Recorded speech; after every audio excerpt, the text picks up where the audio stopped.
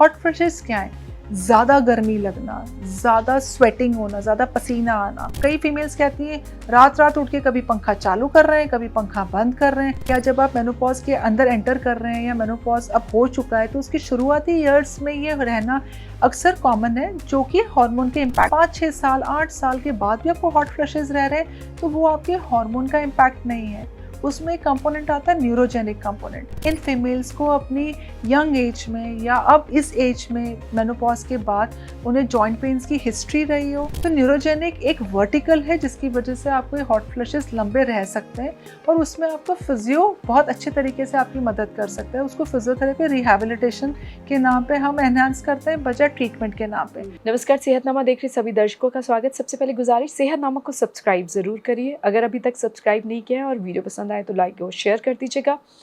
और अगर आप चाहते हैं कुछ और विषयों पर हम एक्सपर्ट डॉक्टर्स के साथ बात करें तो कमेंट सेक्शन में ज़रूर लिखिएगा। सेहतनामा में आज बात एक बार फिर मेनोपॉज और हॉट फ्लशेस पर, जिस पर हम पूरी सीरीज़ बना चुके हैं। डिस्क्रिप्शन में लिंक दिया हुआ है, आप देख सकते हैं।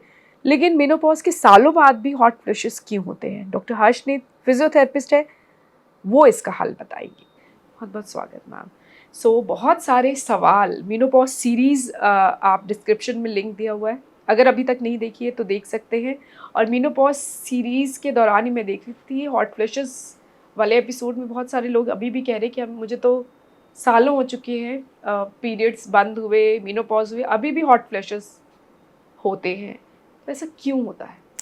मेनोपॉज, पेरीमेनोपॉजल, पोस्ट मेनोपॉजल तीनों सिचुएशन में हार्मोन्स की फ्लक्चुएशंस होती है, उसकी वजह से हॉट फ्लशेस क्या है?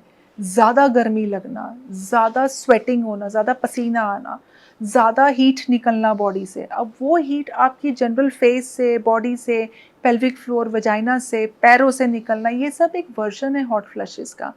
अब ये इसको हमने नाम दे दिया हॉट फ्लशेस का, बट इसमें एक और वर्जन आता है जहाँ पे हाथ पैर सुन्न हो जाना या हाथ पैर में बहुत भारीपन रहना या ज़्यादा ठंड लगना एकदम से। कई फीमेल्स कहती हैं रात रात उठ के कभी पंखा चालू कर रहे हैं, कभी पंखा बंद कर रहे हैं, सर्दियों में भी पंखे की ज़रूरत पड़ रही है, रज़ाई नहीं ले रहे हैं। So that is also hot flushes का वर्जन।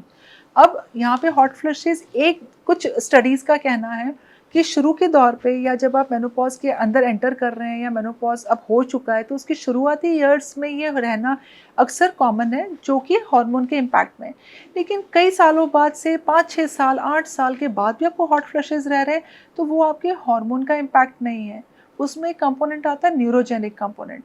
न्यूरोजेनिक कंपोनेंट का मतलब कहीं ना कहीं इन फीमेल्स को अपनी यंग एज में या अब इस एज में मेनोपॉज के बाद उन्हें जॉइंट पेन्स की हिस्ट्री रही हो, जैसे cervical pain, back pain, leg pains, या कहीं ना कहीं उनकी और कोई डिसीज़ उनको हड्डियों की या जोड़ों की रही हो, अक्सर उनमें ये हिस्ट्री मिलेगी।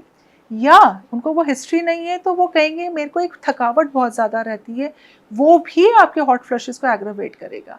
थकावट होना मतलब मसल लॉस मतलब आपकी मांसपेशियाँ पूरी तरीके से आपको कोऑपरेट नहीं कर रही है एक्सरसाइज या आपके रूटीन रोज़मर्रा के काम के लिए। जब हम कह रहे हैं न्यूरोजेनिक कंपोनेंट, न्यूरोजेनिक मतलब ये नर्व का सिम्टम है। आम भाषा में लोग नर्व को नस कह पढ़ते हैं। नस के 3 मतलब निकलते हैं। कोई लोग नस को ब्लड वेसल्स के लिए यूज़ करते हैं, जिसके अंदर जो पाइप्स जिसके अंदर ब्लड फ्लो हो रहा है।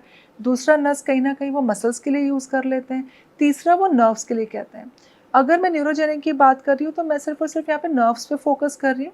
नर्व्स हमारी बॉडी के अंदर इलेक्ट्रिकल एक्टिविटी को लेके जाते हैं। जैसे हमारे घर में वायर्स होती हैं जो इलेक्ट्रिकल करंट को लेके जा रही है, वैसे हमारी बॉडी के अंदर वायर्स होती हैं जिसको हम नर्व्स कहते हैं, जो सिग्नल लेके जाती हैं और मांसपेशियों को कमांड देती हैं या जॉइंट्स को कि हमने क्या करना है। जो ब्रेन से इंस्ट्रक्शंस है वो नर्व्स के थ्रू जॉइंट्स और बोन्स को जाते हैं। जब ये नर्व की फंक्शनिंग अफेक्ट होती है, इनका जो सिस्टम है, मैकेनिज्म है, जब वो अफेक्ट होता है, और वो तब अफेक्ट होगा कहीं ना कहीं जब आपकी बायोमैकेनिक्स अफेक्टेड है। बायोमैकेनिक्स मतलब जहाँ पे आपके जॉइंट ने जिस पर्टिकुलर डायमेंशन में या जिस दायरे में काम करना था या जिस सरफेस पे काम करना था, वो उसके सरफेस पे फ्रिक्शन आ रहा है या वो घिसाव आ रहा है या उससे काम करने में कोई अड़चन आ रही है, तो वहाँ पे वो नर्व को इन्वॉल्व करना शुरू कर जाएगा। नर्व को इन्वॉल्व करना मतलब जो नर्व का रास्ता है, जहाँ पे पूरा नर्व रास्ते में जा रही है, उसके ऊपर इन्फ्लेमेशन आना शुरू होता है, उसके आसपास सूजन बनना शुरू हो जाती है, वहाँ पे नर्व की फंक्शनिंग अफेक्ट होती है, वो हॉट फ्लशेस को देना शुरू करता है। तो न्यूरोजेनिक एक वर्टिकल है जिसकी वजह से आपको ये हॉट फ्लशेस लंबे रह सकते हैं, और उसमें आपका फिजियो बहुत अच्छे तरीके से आपकी मदद कर सकता है। उसको फिजियोथेरेपी रिहैबिलिटेशन के नाम पे हम एनहांस करते हैं, बजाय ट्रीटमेंट के नाम पे। तो वो रिहैबिलिटेशन में फिजियो क्या करेगा, उन नर्व्स के ऊपर स्ट्रेचेस डालेगा, खिंचाव डालेगा, वो नर्व्स को फंक्शनल बनाने में मदद करेगा एक्सरसाइज के थ्रू या मैनुअल ट्रीटमेंट, मैनुअल थेरेपी के थ्रू, जिसके थ्रू वो नर्व्स फंक्शन में आएंगी, तो आपको हॉट फ्लशेस की फीलिंग दिन ब दिन घटते जाएगी। क्योंकि अक्सर जितनी आपकी बॉडी से हीट निकल रही, हॉट फ्लशेस निकल रहे, उतना ज़्यादा वो आपको थकावट देगा। आपको नॉर्मली कोई भी, जैसे अक्सर फीमेल्स बोलती हैं कुछ हमने हैवी फूड खा लिया तो हॉट फ्लशेस हो रहे हैं, हाँ। या नींद पूरी नहीं हुई तो हॉट फ्लशेस हो रहे हैं, या फिर रात को हम हॉट फ्लशेस की वजह से नींद पूरी नहीं ले पा रहे हैं, बहुत इरिटेटेड रहते हैं, गुस्सा चढ़ता है, बहुत ज़्यादा मूड स्विंग्स हो रहे हैं हॉट फ्लशेस की वजह से, क्योंकि समझ नहीं आ रहा है कि ये एकदम मिनट्स में पंखा, मिनट में पसीना पसीना, मिनट में वो सारा ठंडा हो गया। तो इसमें एक न्यूरोजेनिक कंपोनेंट का बहुत इंपॉर्टेंट रोल है, और जिसकी उसका इलाज फिजियोथेरेपी के पास है। फिजियोथेरेपी के पास तो होता है। अगर सालों बाद भी हॉट फ्लशेस मेनोपॉज के सालों बाद भी नहीं बंद हैं, तो आप एक बार फिजियोथेरेपिस्ट से मिल सकते हैं। ज़रूर मिलें, कंसल्ट करें, उनसे डिस्कस करें इस प्रॉब्लम के बारे में। उसमें आपको कुछ सेशंस की ज़रूरत पड़ेगी, जिसमें फिजियो अपने हाथ और मैनुअल थेरेपी के थ्रू उन मसल्स और नर्व्स को रिलीज़ करता है, जिससे वो हॉट फ्लशेस में काफ़ी फ़ायदेमंद होता है। तो एक फिजियोथेरेपिस्ट कैसे पता करता है कि हॉट फ्लशेस की वजह जो है वो नर्व्स में प्रॉब्लम है? ओके। सबसे पहले तो उसकी हिस्ट्री डिटेल में ली जाती है पेशेंट की। अगर उसकी हिस्ट्री में कहीं ना कहीं पुराना, कहीं ना कहीं कोई सर्वाइकल पेन, बैक पेन, कोई ना कोई जोड़ों का दर्द या मांसपेशियों की तकलीफ रही है, तो डेफिनेटली उसको हॉट फ्लशेस की प्रॉब्लम पेनोपॉज के बाद आना बहुत ज़्यादा प्रोबेबिलिटी चांसेस बढ़ जाते हैं। तो वो हिस्ट्री से भी क्लू मिल जाता है कि ये हॉट फ्लशेस का रीज़न एक उसका न्यूरोजेनिक हो सकता है। दूसरा, उसका अगर पोस्टरल फ्रेम हिला हुआ है, अगर उसके कंधे ऊंचे नीचे पड़े हुए हैं, या उसकी गर्दन आगे है, या उसकी कमर अंदर धसी हुई है, तो ये पोस्चरल कॉम्प्रोमाइज़ तो नर्व को डायरेक्ट हिट करता है। मान लीजिए आपकी एक बिल्डिंग बनी है, उसमें कोई आपकी जो मेटल फ्रेम है जिसमें बिल्डिंग खड़ी है, वो मेटल फ्रेम ही टेढ़ा है, तो उसमें आपके शॉर्ट सर्किट होना या वायरों का जल्दी गलना पूरा जल्दी प्रोबेबिलिटी है। सिमिलरली अगर उसकी पोस्चरल प्रॉब्लम्स, पोस्चरल चेंजेस दिख रहे हैं, चाहे उसे पेन्स ना हो, लेकिन अगर उसके पोस्चरल कर्वेचर्स या मांसपेशियों में ढीलापन, जैसे हम सार्कोपिनिया में कहते हैं, या कहीं कहीं उसकी मांसपेशियां लटकी हुई दिख रही है, फेस की हो गई, बाहों की हो गई, या पेट की दिख रही है, तो वो स्वाभाविक सी बात है कि उसे पोस्चरल का तो चैलेंज है।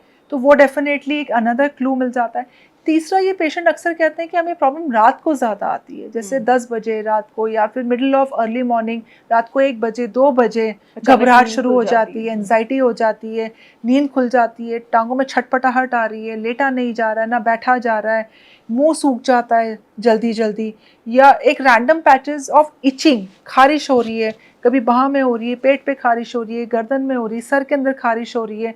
तो ये उसके प्रॉब्लम को, जो कि मेनोपॉज से रिलेटेड नहीं है, पर उसके मैकेनिक्स, उसकी नर्व न्यूरोजेनिक कंपोनेंट को हाईलाइट करता है।